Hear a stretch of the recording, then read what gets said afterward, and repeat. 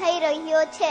મને જ્યારથી મમ્મા શ્લોક વાંચતા ત્યારથી મને સંસ્કૃત શ્લોક ગમતા. આજ રોજ ગુજરાત રાજ્ય સંસ્કૃત બોર્ડ દ્વારા મને ગીતાભૂષણ અને શત સુભાષિત પંડિતની પદવી આપીને મારું સન્માન કરવામાં આવ્યું. હૃદયમાં વર્ણવી ન શકાય એવો આનંદ. સંસ્કૃત